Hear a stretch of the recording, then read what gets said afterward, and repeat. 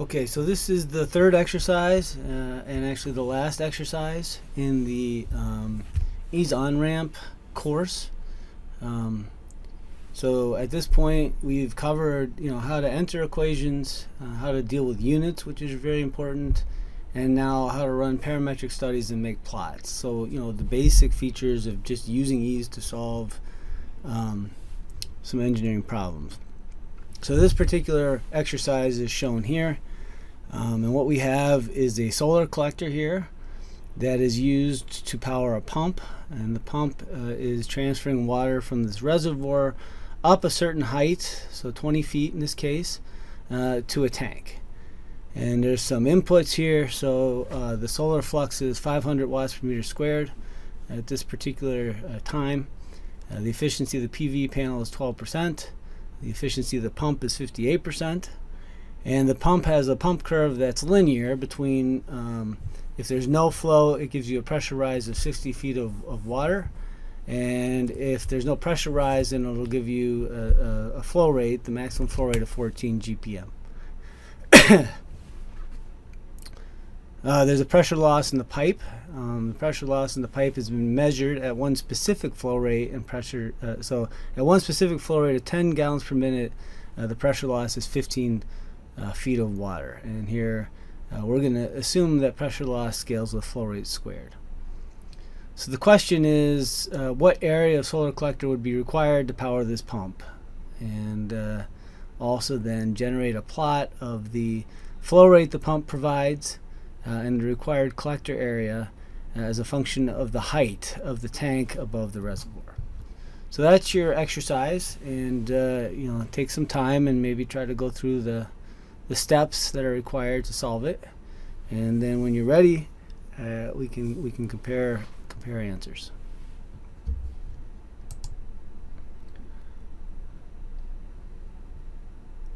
All right, so let's go ahead and try to solve this. So we're going to go through the same steps that we have previously, and the first step is always take the inputs, enter them in EES, and convert them all to base SI units. So I've already done that here. You don't have to go through the painful process of watching me type these all in, but you'll notice all the inputs that are on this problem statement are now entered in EES, and not only that, they're all converted into base SI units.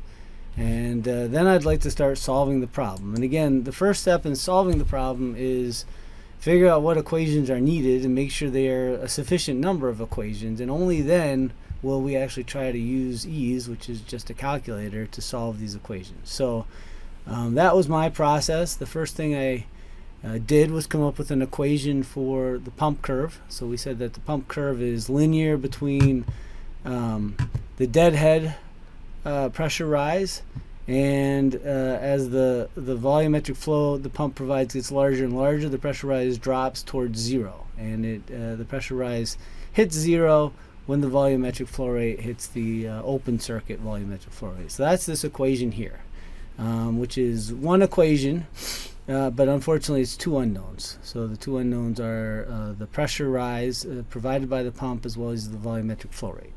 So I'm not going to enter that quite yet. I'd like to get a complete set of equations. So the next equation that I entered or came up with was the pressure drop related to flow through the pipe. So we said that the pressure drop scales with volumetric flow rate to the second power, and that at some nominal flow rate you have a nominal pressure drop. And that's this equation here, right? So that's adding an equation, but unfortunately it's adding an unknown, which is the pressure drop across the pipe. And so I need to keep going, and the next equation I came up with is the fact that the pressure rise across the pump, so that's the left side of this equation, has to be equal to the pressure drop across the pipe, so that's this last term, as well as the pressure head associated with pumping it up this length or this height to the tank. So that's finally one more equation, three equations I have now and three unknowns.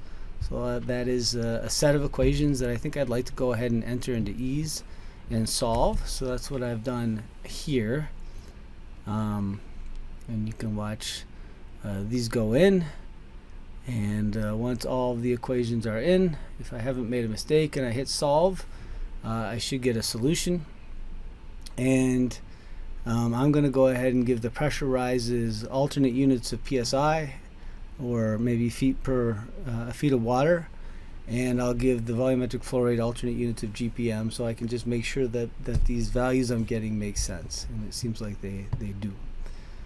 Alright, so now I can keep going and see sort of what's next. So now that I know the pressure rise across the pump and I know the volumetric flow rate, I can go ahead and calculate the power required by the pump, and that's the product of volumetric flow rate and pressure rise divided by the efficiency.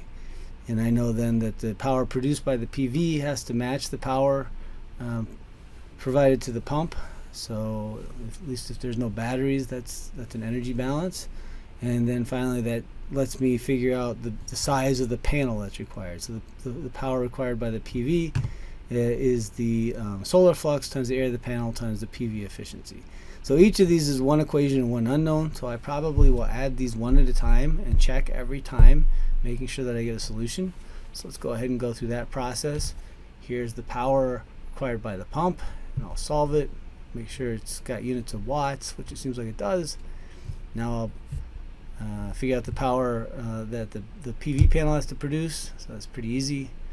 And then finally this last equation is going to give me the area of the panel, and the area of the panel is shown here, and that's the first part of the exercise, is just what's the area of the panel.